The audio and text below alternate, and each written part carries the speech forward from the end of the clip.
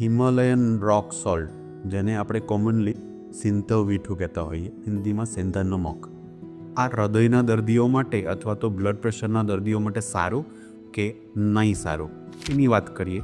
Basically natural salt છે, એટલે of course table salt કે જે રિફાઇન્ડ છે, કેમિકલી ટ્રીટેડ છે, જેમાં મિનરલનો લોસ થયેલો છે.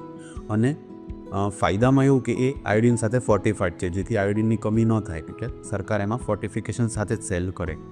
એની કમ્પેરમાં આ નેચરલ સોલ્ટમાં લગભગ 84 જેવા ટ્રેસ એલિમેન્ટ છે, જેમાં મુખ્યત્વે કેલ્શિયમ, મેગ્નેશિયમ, આયરન એનો સમાવેશ થાય.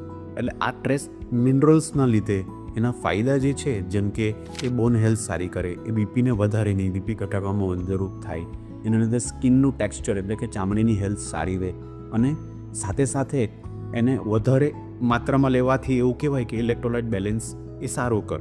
પણ આ બધા ક્લેમ બેનિફિટ્સ છે. અલ્ટિમેટલી સોલ્ટનું એમાઉન્ટ જે છે આપણે ઓછું લેવાના છીએ, અને એટલા ઓછા એમાઉન્ટમાં આ બધા ફાયદા એ બહુ નેગ્લિજિબલ થઈ જાય, એટલે હેલ્થ રિલેટેડ બહુ ફરક ઝાઝો પડવાનો નથી.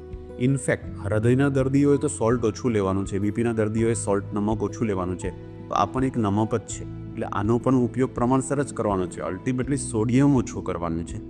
આમાં સોડિયમ ક્લોરાઇડની માત્રા ઘણી ઓછી છે, બિકોઝ એ નેચરલ સોલ્ટ છે, પહાડમાંથી ઉત્પન્ન કરેલું, નીચેથી કાઢેલું નમક છે, પણ એમાં પણ સોડિયમ તો છે, તો આપણે સોડિયમ ઘટાડવાનું છે. એટલે નજીવા ફાયદા માટે 10 ગણી 15 ગણી કોસ્ટ આપીને સિંધવ મીઠું અથવા તો હિમાલયન રોક સોલ્ટ ખાવાની એ હેલ્થની રીતે સલાહકારક નથી. In fact all the salt table હોય કે હિમાલયન સોલ્ટ હોય, એનો ઉપયોગ ઘણો ઓછો કરવો જોઈએ. Thank you.